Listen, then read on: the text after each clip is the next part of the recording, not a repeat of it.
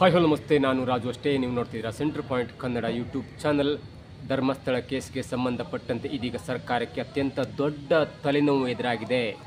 ನಿನ್ನೆ ಆದಂಥ 13ನೇ ಸ್ಪಾಟ್ನಲ್ಲಿ ಆದಂಥ ಮಾಸ್ ಸಮಾಧಿ ಒಗೆಯುವಂಥ ಕೆಲಸ ಇತ್ತಲ್ಲ, 2 ಹಿಟಾಚಿಗಳ ಮುಖಾಂತರ, ಒಂದು ಮಿನಿ ಹಿಟಾಚಿ ಮತ್ತು ದೊಡ್ಡ ಹಿಟಾಚಿ ಮುಖಾಂತರ ಸಮಾಧಿ ಒಗೆಯುವಂಥ ಕೆಲಸ ನಡೆದರೂ ಕೂಡ ಯಾವುದೇ ಒಂದು ಮೂಳೆ ಪತ್ತೆಯಾಗಿರಲಿಲ್ಲ, ಯಾವುದೇ ಒಂದು ಬುರುಡೆ ಪತ್ತೆಯಾಗಿರಲಿಲ್ಲ. ಹಾಗಾಗಿ ಜನಸಾಮಾನ್ಯರು ಒಂದು ಆಕ್ರೋಶವನ್ನು ವ್ಯಕ್ತಪಡಿಸಿದರು. ಸುಖ ಸುಮ್ಮನೆ ಭೀಮನು ಹೇಳಿದಂಥ ಈ ತಲೆ ಬುರುಡೆ ಕೇಸ್ಗೆ ಸಂಬಂಧಪಟ್ಟಂತೆ ಯಾಕೆ ಕೋಟಿ ಹಣವನ್ನು ವೆಚ್ಚ ಮಾಡ್ತಿದ್ರಿ, ಇದನ್ನು ಸ್ಟಾಪ್ ಮಾಡಿ ಎನ್ನುವಂಥ ವಿಚಾರವನ್ನು ಅನೇಕ ಜನಸಾಮಾನ್ಯರು ಮತ್ತು ವಿರೋಧ ಪಕ್ಷದವರು ಹೇಳ್ತಾ ಇದ್ದರು.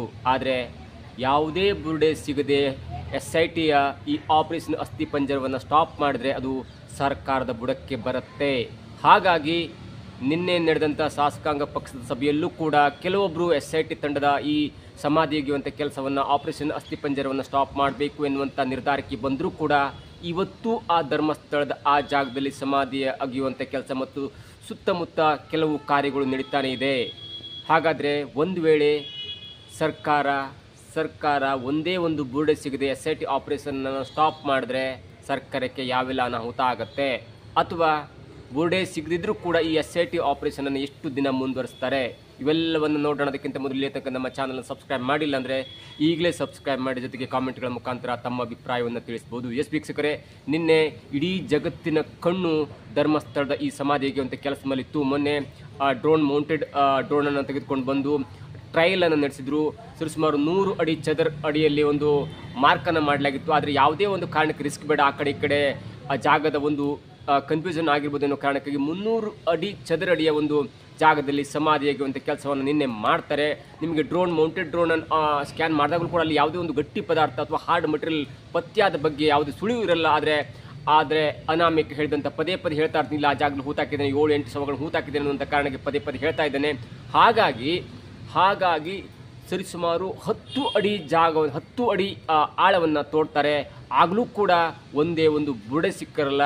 ಅದಾದ ನಂತರ ಆ ಹೊಂಡದಲ್ಲಿ ಮತ್ತೆ ಡ್ರೋನನ್ನು ನಿಲ್ಲಿಸಿ ಸ್ಕ್ಯಾನ್ ಮಾಡಿ ಮತ್ತು 10 ಅಡಿ ಆಳದ ಒಂದು ಸ್ಕ್ಯಾನ್ ಮಾಡ್ತಾರೆ. ಅಲ್ಲೂ ಕೂಡ ಒಂದು ಸಿಗ್ನಲ್ ಪತ್ತೆ ಆಗಲ್ಲ. ಆದರೂ ಕೂಡ ದೊಡ್ಡ ಹಿಟಾಚಿಯನ್ನು ತರಿಸ್ಕೊಂಡು 100 ಬೈ 300 ಅಷ್ಟು ವಿಸ್ತೀರ್ಣದ ಒಂದು ಜಾಗವನ್ನು ಒಳ್ಳೆ ಬಾವಿ ತೋಡ್ದಂಗೆ ಬಿಡ್ತಾರೆ.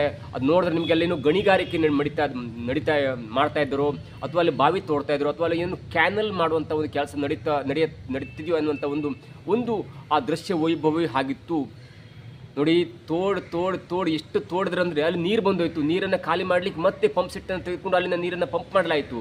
ಇವೆಲ್ಲ ಬೆಳವಣಿಗೆ ಆದರೂ ಕೂಡ ಅನಾಮಿಕ ದೂರುದಾರ ಭೀಮ ಯಾವುದಕ್ಕೂ ಕದಲದಂತೆ ಅಲ್ಲಿದೆ ಅನ್ನುವಂಥ ಹೇಳಿಕೆಯನ್ನು ಕೊಡ್ತಾ ಇದೆ. ಅದಾದ ನಂತರ ನಿನ್ನೆ ಅಧಿವೇಶನದಲ್ಲೂ ಕೂಡ ಅದು ಪ್ರಸ್ತಾಪ ಆಯಿತು. ಸರ್ಕಾರ ಯಾಕೆ ಸುಮ್ಮನೆ ಕೋಟಿ ಹಣವನ್ನು ಖರ್ಚು ಮಾಡ್ತಿದೆ, ಮತ್ತು ಯಾರೋ ಹೇಳಿದಂಥ ಒಂದು ಮಾತಿಗೆ ಯಾರೋ ಹೇಳಿದಂಥ ಒಂದು ದೂರು ಕೊಟ್ಟ ಸಲುವಾಗಿ ಈ ಸರ್ಕಾರ ಕೇವಲ ಧರ್ಮಸ್ಥಳದ ಪ್ರಕರಣವನ್ನು ಎತ್ಕೊಂಡು ಇಡೀ ಎಲ್ಲರ ಒಂದು ಮನಸ್ಸನ್ನು ತಿರುಸ್ತಾ ಇದೆ. ಸರ್ಕಾರದಲ್ಲಿ, ರಾಜ್ಯದಲ್ಲಿ ಕೆಟ್ಟ ಕೆಲಸ ಆಗ್ತಿದೆ, ಸರ್ಕಾರದಲ್ಲಿ ಬೆಲೆ ಏರಿಕೆ ಆಗ್ತಿದೆ, ಮತ್ತು ಸರ್ಕಾರ ಅಥವಾ ಕರ್ನಾಟಕ ಇಡೀ ಸಮಸ್ಯೆಯ ಗೊಂಚಲಿನಲ್ಲಿ ತೂಗ್ತಾ ಇದೆ ಅನ್ನುವಂಥ ವಿಷಯ ಇದ್ದರೂ ಕೂಡ ಅದನ್ನೆಲ್ಲ ಡೈವರ್ಟ್ ಮಾಡಲಿಕ್ಕೆ ಸರ್ಕಾರ ಧರ್ಮಸ್ಥಳ ಪ್ರಕರಣವನ್ನು ಎತ್ಕೊಂಡು SITಗೆ ಕೊಟ್ಟಿದೆ ಅನ್ನುವಂಥ ಮಾತು ಕೂಡ ಆಕ್ರೋಶವಾಗಿ ಕೇಳಿ ಬರ್ತಾ ಇತ್ತು. ಅದರ ನಡುವೆ ಸರ್ಕಾರಕ್ಕೆ ಒಂದು ದೊಡ್ಡ ಗೊಂದಲ ಅಂದರೆ, ನಿನ್ನೆ 13ನೇ ಸ್ಪಾಟ್ನಲ್ಲಿ, ಅಂದರೆ ಕ್ಯೂರಿಯಸ್ ಆಗಿದ್ದಂಥ, ಇಡೀ ಜಗತ್ತೇ ತಿರುಗಿ ನೋಡ್ತಿದ್ದಂಥ 13ನೇ ಸ್ಪಾಟ್ನಲ್ಲಿ ತಂತ್ರಜ್ಞಾನವನ್ನು ಬಳಸಿ ಆ ಬುರುಡೆ ಸಿಗುತ್ತೆ ಅನ್ನುವಂಥ ಲೆಕ್ಕಾಚಾರ ಇದ್ರೂ ಕೂಡ ಒಂದೇ ಒಂದು ಬುರುಡೆ ಸಿಕ್ಕಿರಲಿಲ್ಲ. ಹಾಗಾಗಿ ಸರ್ಕಾರದ ವಲಯದಲ್ಲಿ ಬೇಡಪ್ಪ, ಈ ಸಹವಾಸ ಸಾಕು ಎನ್ನುವಂಥ ಮಟ್ಟಿಗೆ ಹೋಗಿ ನಿನ್ನೆ ಸಂಜೆ ನಡೆದಂಥ ಶಾಸಕಾಂಗ ಸಭೆಯಲ್ಲೂ ಕೂಡ ಮುಖ್ಯಮಂತ್ರಿಯವರು ಆ ಧರ್ಮಸ್ಥಳ ಪ್ರಕರಣವನ್ನು ಪ್ರಸ್ತಾಪ ಮಾಡಿದಾಗ ಒಂದು ಹಂತಕ್ಕೆ ನಿಲ್ಲಿಸ್ಬಿಡುವ, ಸಾಕಪ್ಪ ಇದರ ಸಹವಾಸ ಎನ್ನುವಂಥ ಮಟ್ಟಿಗೆ ಬಂದರೂ ಕೂಡ ಅಲ್ಲಿ ಕೇಳಿಬಂದಂಥ ದೊಡ್ಡ ಧ್ವನಿ ಅಂದರೆ, ಒಂದೇ ಒಂದು ಬುರುಡೆ ಸಿಕ್ಕಿಲ್ಲ, ನೀವು ಸ್ಟಾಪ್ ಮಾಡಿದ್ರೆ ಅದು ನಮ್ಮ ಸರ್ಕಾರಕ್ಕೆ ಅತ್ಯಂತ ದೊಡ್ಡ ಮುಜುಗರ ಆಗುತ್ತೆ, ಅವಮಾನ ಆಗುತ್ತೆ ಅನ್ನುವಂಥ ಮಾತು ಕೇಳಿಬಂದಾಗ ಅದನ್ನು ತಾತ್ಕಾಲಿಕವಾಗಿ ಮುಂದುವರಿಸುವಂಥ, ಅಂದರೆ ಆ SIT ತಂಡವನ್ನು ಸಮಾಧಿ ಒಗೆಯುವಂಥ ಕೆಲಸ ಸ್ಟಾಪ್ ಮಾಡಿದ್ರು ಕೂಡ ಅಲ್ಲಿ ಕೆಲವೊಂದು ಸ್ಥಳ ಮಹಜರಾಗಿರ್ಬೋದು, ಸಾಕ್ಷಿಗಳ ಕಲೆಕ್ಟ್ ಆಗಿರ್ಬೋದು, ಅಂದರೆ ಭೀಮನಿಗೆ ಮಂಪರು ಪರೀಕ್ಷೆ ನಡೆಸುವಂಥ ಒಂದು ಕ್ರಿಯೆ ಆಗಿರ್ಬೋದು. ಜೊತೆಗೆ ಈಗಾಗಲೇ 2 ಸಾಕ್ಷಿದಾರರು ಮತ್ತೆ ಇವತ್ತು ಬಂದು SIT ಮುಂದೆ ಕದ ಬಡಿದಿದ್ದಾರೆ. ನಾನು ಭೀಮ ಹೆಣ ಹೂತಿದ್ದನ್ನು ನೋಡಿದ್ದೇನೆ ಅನ್ನುವಂಥ ಹೇಳಿಕೆಯನ್ನು ಕೊಡ್ತಾ ಇದ್ದಾರೆ. ಹಾಗೆ ಈ ಪ್ರಕರಣವನ್ನು ಸ್ವಲ್ಪ ದಿನ ಮುಂದುವರಿಸಿ, ಅಂದರೆ ಮೊನ್ನೆ 11ನೇ ತಾರೀಕಿಗೆ ಅಧಿವೇಶನ ಸ್ಟಾರ್ಟ್ ಆಗಿದೆ, 22 ತನಕ ಅಧಿವೇಶನ ಇರುತ್ತೆ. ಅಧಿವೇಶನ ಮುಗಿಯೋ ತನಕ ಇದನ್ನು ಎಳೆದು ಕೊನೆಯ ಶುಕ್ರವಾರ, ಅಂದರೆ ಮುಂದಿನ ಶುಕ್ರವಾರ ಒಂದು ರಿಪೋರ್ಟನ್ನು ಕೊಟ್ಟು ಅಲ್ಲಿಗೆ ಅಧಿವೇಶನವನ್ನು ವೈಂಡ್ ಅಪ್ ಮಾಡುವಂಥ ಒಂದು ಹಂತಕ್ಕೆ ಬಂದಿದೆ ಅನ್ನೋದು ಇದೀಗ ಸಿಗ್ತಾ ಇದೆ. ಯಾಕಂದರೆ ನಿಮಗೆ ಒಂದೇ ಒಂದು ಬುರುಡೆ ಸಿಕ್ಕಿಲ್ಲ ಅಂದರೆ ಅದು ಸರ್ಕಾರಕ್ಕೆ ದೊಡ್ಡ ಅನಾಹುತ, ದೊಡ್ಡ ಮುಜುಗರ ಆಗುತ್ತೆ. ಹಾಗಾಗಿ ಸರ್ಕಾರದ ಮಟ್ಟಿನ ಒಂದು ನಿರ್ಣಯ ನಮಗೆ ತಿಳಿದು ಬಂದ ಪ್ರಕಾರ ಬರುವ 22ರ ತನಕ ಅಂದರೆ ಮುಂದಿನ ವಾರ ಶುಕ್ರವಾರದ ತನಕ ಈ SIT ತನಿಖೆಯನ್ನು ಡ್ರಾಪ್ ಮಾಡದೆ ಅವರು ತಮ್ಮ ಕೆಲಸವನ್ನು ಮಾಡಲಿ. ಅಲ್ಲಿನ ತನಿಖಾಧಿಕಾರಿಗಳು ಅಂದರೆ IPS ಆಫೀಸರ್ಗಳಾದಂಥ ಮೊಹಂತಿ ಆಗಿರ್ಬೋದು, ಅನುಚೇತ ಅವರು ಆಗಿರ್ಬೋದು, ಅವರು ಬೆಂಗಳೂರಿನಲ್ಲಿ ಬೇರೆ ಬೇರೆ ಕೆಲಸ ಇರ್ತಾರೆ. ಅದು ಅವರ ನಿರ್ದೇಶನದಲ್ಲಿ ಅವರ ಅಧೀನದಲ್ಲಿರುವ ತನಿಖಾಧಿಕಾರಿಗಳು ಕೆಲವೊಂದು ಸಾಕ್ಷ್ಯವನ್ನು ಕಲೆಕ್ಟ್ ಮಾಡ್ತಾರೆ. ಕೆಲವೊಂದು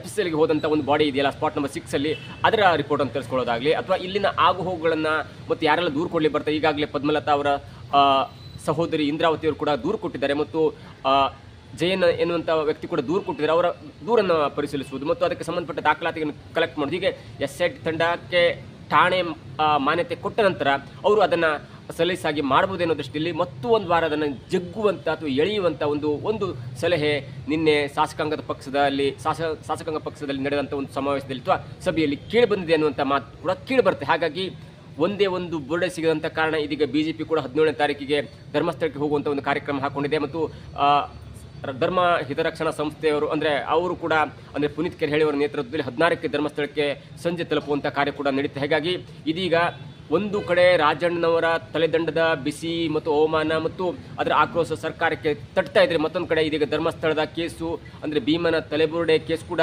ಸರ್ಕಾರದ ಬುರುಡೆ ಅಲ್ಲಾಡಿಸಲಿಕ್ಕೆ ಮುಂದಾಗ್ತಾ ಇದೆ ಅನ್ನೋದು ಇದೀಗ ನಮಗೆ ಕಣ್ಮುಂದೆ ಬರ್ತಾ ಇದೆ. ಒಂದು ವೇಳೆ BJP ಈ ಪ್ರಕರಣವನ್ನು ಅಷ್ಟು ಜೋರಾಗಿ ಪರಿಗಣಿಸಿದ್ರೆ ಅದು ಸರ್ಕಾರಕ್ಕೆ ಪ್ಲಸ್ ಆಗುತ್ತೆ. ಒಂದು ವೇಳೆ BJP ಕೂಡ ಧರ್ಮಸ್ಥಳ ಪ್ರಕರಣವನ್ನು ಗಂಭೀರವಾಗಿ ಎತ್ಕೊಂಡು ಸರ್ಕಾರದ ಮೇಲೆ ಮುಗಿಬಿದ್ರೆ ಅದು ಸರ್ಕಾರಕ್ಕೆ ಎರಡೆರಡಾಗುತ್ತೆ. ಅದು ಭೀಮನ ತಲೆಬುರುಡೆ ಕೇಸ್ ಒಂದು ತಲೆನೋವಾದರೆ ಮತ್ತೊಂದು ರಾಜಣ್ಣನವರ ತಲೆದಂಡದ ಕೇಸ್ ಕೂಡ ಸರ್ಕಾರಕ್ಕೆ ತಲೆನೋವಾಗುತ್ತೆ. ಹಾಗಾಗಿ ಈ ಅಧಿವೇಶನ ಮುಗಿಯುವ ತನಕ 22 ತನಕ ಇದೇನಾದರೂ ಮಾಡಿ SIT ತಂಡದ ತನಿಖೆಯನ್ನು ಸ್ವಲ್ಪ ಜಗ್ಗಿ ಈ ಅಧಿವೇಶನ ಮುಗಿಯುವ ತನಕ ಒಂದು ರಿಪೋರ್ಟ್ ತರಿಸ್ಕೊಂಡು ಕೊನೆಯ ಶುಕ್ರವಾರದಂದು ಅಧಿವೇಶನದಲ್ಲಿ ಆ ರಿಪೋರ್ಟ್ನ ಬಗ್ಗೆ ಧರ್ಮಸ್ಥಳದ ಪ್ರಕರಣಕ್ಕೆ ಸಂಬಂಧಪಟ್ಟಂತೆ ಒಂದು ರಿಪೋರ್ಟನ್ನು ಗೃಹ ಸಚಿವರು ಸದನದ ಮುಂದೆ ಇಟ್ಟು ಆ ಸದನವನ್ನು ವೈಂಡ್ ಅಪ್ ಮಾಡುವಂಥ ಒಂದು ಯೋಚನೆಗೆ ಇದೀಗ ಸರ್ಕಾರ ಬಂದಂತಾಗಿದೆ.